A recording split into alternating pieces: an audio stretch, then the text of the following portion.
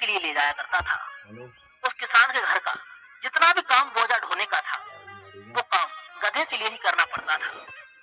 दर्शक बंधु, जैसा कि गधे का काम था, वैसा ही किसान उस गधे के लिए खाने के लिए देता था।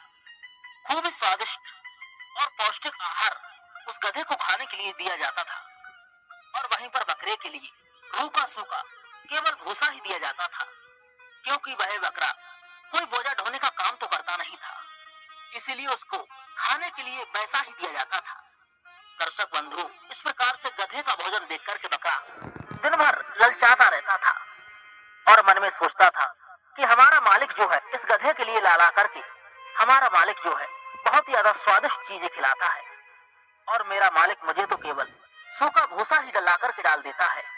अब इसकी जगह पर मुझे कोई ऐसी युक्ति निकालना चाहिए जो हमारा मालिक गधे की जगह पर मुझे कोई स्वादिष्ट चीजें ला करके खिलाया करे।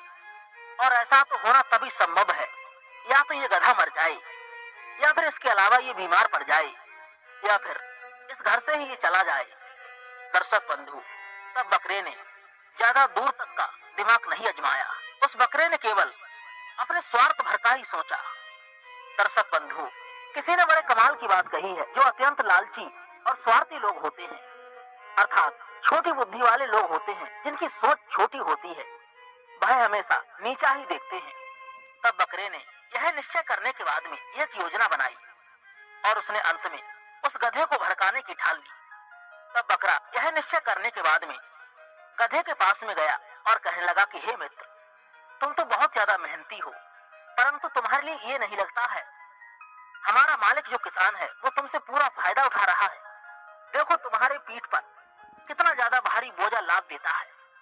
मित्र, यदि तुम इसी प्रकार से मेहनत करते रहोगे तो याद रखना, एक दिन तुम्हारी जान चली जाएगी।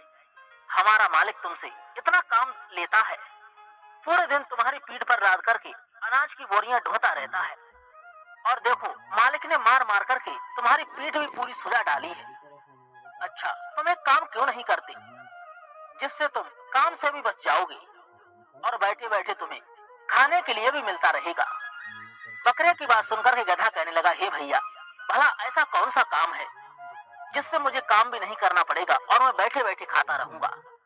कौन सी तुम्हारे दिमाग में युक्ति आई है जो मालिक मुझे बिठाल करके खिलाता रहेगा? भाई, यदि तुम्हारे दिमाग में कोई ऐसी तरकीब है तो मुझे जरूर बताइए। तब गधे की बात सुनकर के बकरा कहता है, मित्र, हाँ हाँ है ना तरकीब। भाई, तुम एक काम करना, कल जब मालिक तुम पर अनाज की बोरियां लाद करके बाजार के लिए ले जाए तो तुम चलते चलते लड़खड़ा करके किसी खाई या खन्नक में गिर जाना, और उसके बाद में तुम बीमार होने का नाटक करके अर्थात बहाना करके बैठ जाना। इससे मालिक समझेगा कि तुम बीमार हो चुके हो। इससे मालिक तुम्हें काम पर नहीं ले जाएगा, और उसके बाद में इसी बहाने से तुम्हें बैठे बैठे खाने के लिए मिलता रहेगा। दर्शक बंधु, बकरा जानता था यदि गधा ऐसा करेगा तो वह निश्चित ही अनाज की बोरियां पीठ पर लदे होने के कारण खाई में गिरकर के मर ही जाएगा, और फिर उसके बाद में घर में मैं अकेला ही रह जाऊंगा, और हमारा मालिक जो प्यार अभी तक उस गधे के ऊपर लुटाता है उसके बाद में वह मुझ पर लुटाने लगेगा। दर्शक बंधु, बकरे ने इस प्रकार से उस गधे के कानों के लिए भर दिया। तब गधे ने भी सोचा कि बकरा ठीक कहता है, मुझे कल ऐसा ही करना चाहिए। तब उसने बकरे की बातों पर विश्वास कर लिया पूर्ण तरीका से।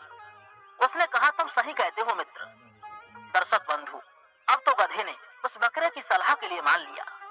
इधर क्या हुआ, अगले दिन के लिए किसान के लिए अपने अनाज को लेकर के बाजार के लिए जाना था, और आज गधे की दुर्गति को देखने के लिए बकरा भी किसान के साथ साथ चलने लगा। दर्शक बंधु, इधर गधा जैसे ही बीच रास्ते में पहुंचा, वह अचानक से जमीन पर जाकर के गिर गया, और लुढ़कता हुआ एक गड्ढे में जाकर के गिर जाता है। उस गड्ढे में गिरने के कारण बेचारे गधे की कमर टूट जाती है। इधर किसान ने उस गधे को उठाने का बार बार प्रयास किया, परंतु वह बेचारा गधा कमर टूट जाने के कारण नहीं उठ पाया। किसान ने देखा कि गधा बेचारा गिरा हुआ है, तो उसने सोचा शायद हमारा गधा सचमुच में बहुत ज्यादा चुटेल हो गया है और अब बोझा लाद करके आगे के लिए नहीं ले जा सकता। उसने तुरंत ही गधे के लिए उठाया और निकाल करके उस खंदक से सड़क के किनारे किया, और उसके बाद में सारा सामान बकरे के ऊपर लाद कर लेकर के चल दिया। दर्शक बंधु, अब तो बकरे के लिए भारी